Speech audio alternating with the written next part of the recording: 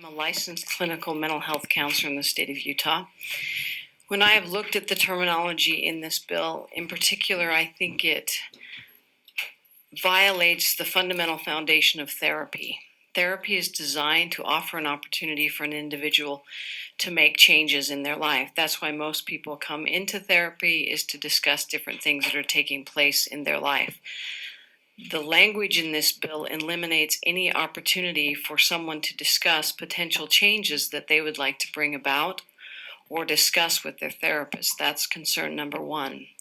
Number two is, as we look at the epigenetic studies and the neurological development of the adolescent brain, we understand the hormonal changes.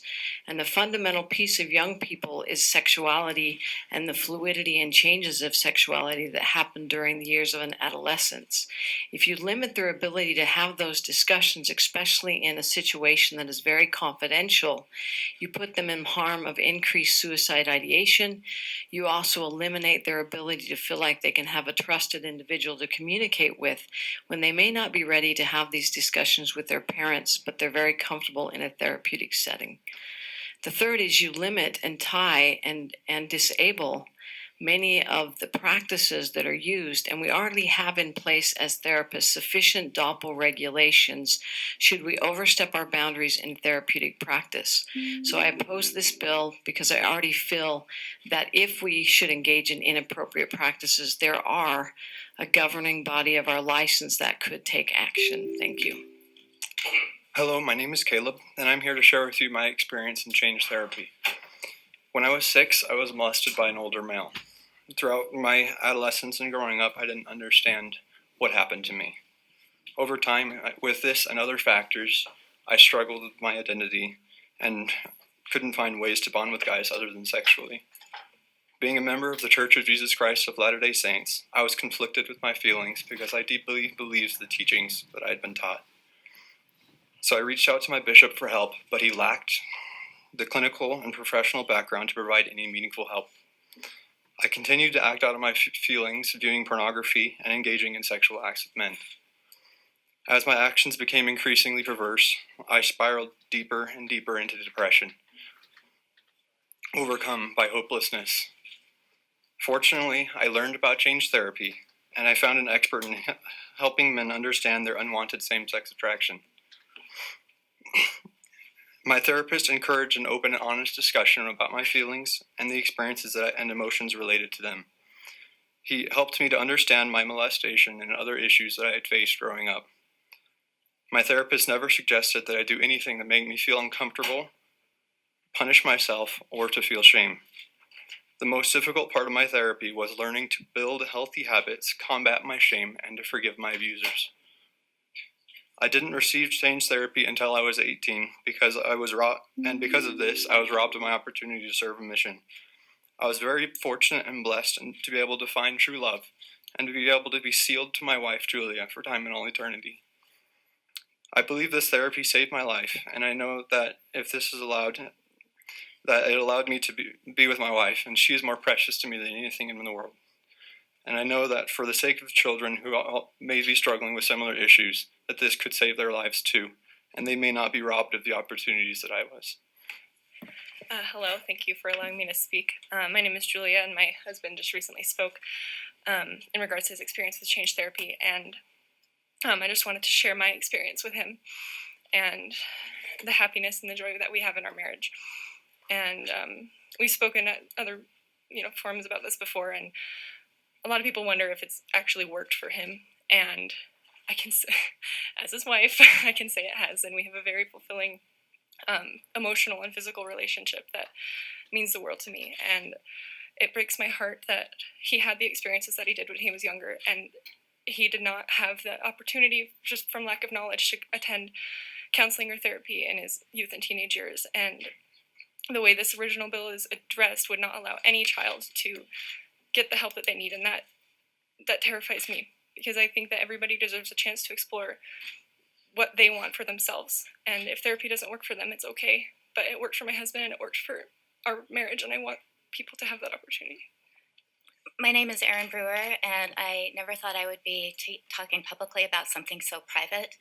When I was in first grade, I was diagnosed with gender identity disorder. I hated myself as a female, and I convinced myself I was a boy. This was before transgenderism was even talked about publicly. The school therapist at Howard R. Driggs helped me to understand that my body was not to blame for the sexual assault that occurred to me in the summer between kindergarten and first grade. And yet I still struggled, feeling like I wanted to be a boy in order to be safe. I used to hit my vagina with rocks because I hated it so much. And I decided that if I was a boy, I would never be vulnerable to a sexual assault again. It has taken me many, many years to realize that I am a woman and to be thankful for my female body, to stop self-harming and to realize that I am a woman. And I am so thankful that nobody transitioned me or encouraged me to transition when I was a small child, because the opportunity to have children for me made me realize how wonderful my body is. And I understand that there are people who may need to transition as adults. But if we tell therapists that they have to affirm children when they come in for therapy, the therapists I saw would have had to say, "You are a boy." And that would have sent me down a trajectory in which I never would have understood how profoundly the sexual assault impacted me.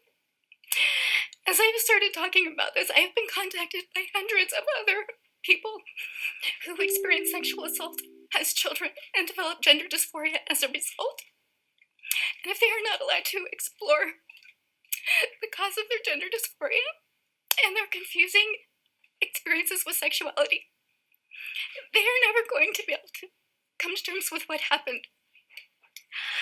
I think we need to remember that the goal of therapy is health and not to transition. The goal is to manage things that are causing dysfunction.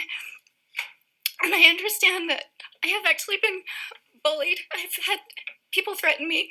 I've been called a transphobe and a Nazi. And people have said that because of things that I'm saying, children will kill themselves. And I want you to understand that I am not transphobic. But I know that as a child, if I had been accepted as a boy, I would have killed myself. I had so much self-hatred. So it's important that therapists have the opportunity to provide the kind of therapy that people need. And that does not always mean affirming, because sometimes affirming someone's delusion means that you're affirming dysfunction. My name is Stephen Doan, and I experience same-sex attraction. I've received therapy that is defined under this bill as conversion therapy. It stopped my suicidal ideation. I was suicidal for 10 years, and I haven't been at all for the last year. It saved my marriage and family, and helped me become more confident and assertive. At no point was my therapy shaming or aversive in nature. It was talk therapy that explored the possibility of change. I believe my attractions were caused by environmental and biological factors and were intensified because of deep, unmet needs for friendship and validation. It was my self-imposed isolation that caused my suicidal ideation. My therapist helped me pay attention to my feelings and see them as human needs for friendship and touch, rather than exclusively sexual in nature. As I began meeting those needs, my sexualization of other men diminished. I am not repressing, but rather living fully in a manner that matches my religious beliefs. As a result, I can look other men in the eye without being afraid of a sexual response or an attraction. I can hug other men and my own boys without fearing that it is sexually motivated. I can play, wrestle, and roughhouse with my children without fear of sexual response. My therapy helped me change behaviors, expressions, attractions, and feelings, which is the language of this bill. I wish I had talked with a professional therapist as a teen to understand what was really going on. Thank you.